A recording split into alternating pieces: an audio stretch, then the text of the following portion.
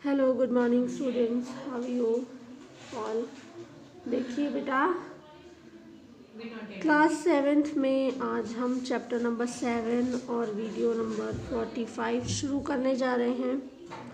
हमने पेंगुइन के बारे में जो है डिटेल में पढ़ा था। पोलर बियर्स के बारे में भी हमने जो है पढ़ा, ध्रुवीय भालू जिसे हम कहते हैं।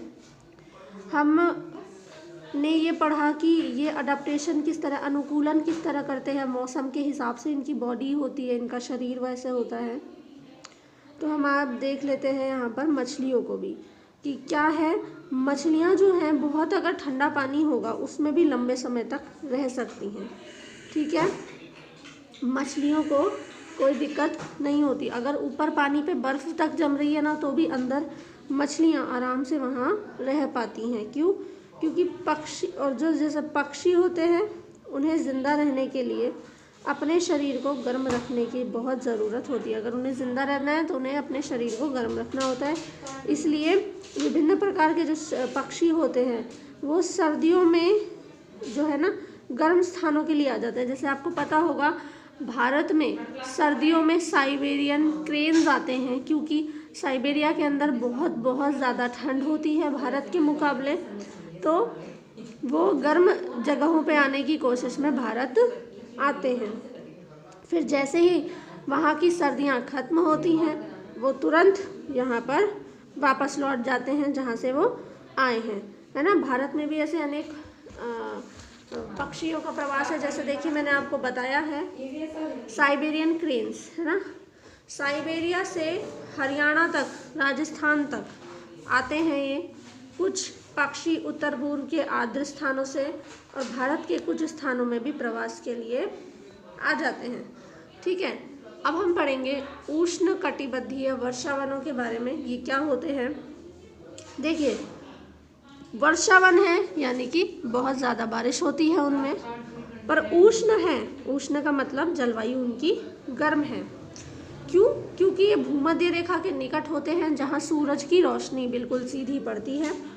सबसे सर्द महीने भी होंगे ना, अगर बहुत ठंड भी होगी तो भी 15 डिग्री सेंटीग्रेड तो रहता ही रहता है। मतलब कि वहाँ पर ठंड, ज़्यादा ठंड कभी पड़ती ही नहीं है। गर्मियों में तापमान 40 या अब तो 45 से भी ज़्यादा हो जाता है। वर्ष भर रात और दिन की लंबाई लगभग समान ही रहती है।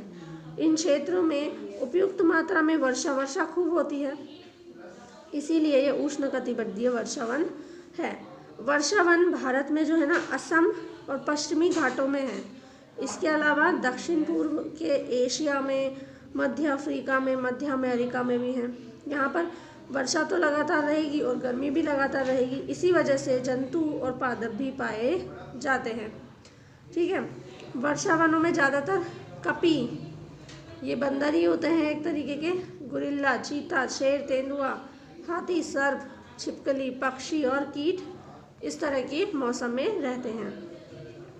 अब हम अगर देखें कि ये जो नमी वाले और गर्म स्थानों वाले जंतु हैं, इनके अनुकूलन क्या होते हैं, तो देखते हैं। वर्षावनों की जलवायु परिस्थितियाँ जो हैं, अनेक किस्मों के जंतुओं की विशाल जनसंख्या के जीवन यापन के लिए, मतलब कि इस तरह की जो परिस्थितियाँ होती हैं वो इन जंतुओं का बहुत पालन पोषण करती हैं। ये आराम से जीवन यापन अपना कर सकते हैं उन परिस्थितियों के अंदर, क्योंकि जंतु जनसंख्या में अधिक होते हैं ये, और आश्रय और भोजन की बहुत प्रतिस्पर्धा होती है, मतलब कि कंपटीशन बहुत रहता है।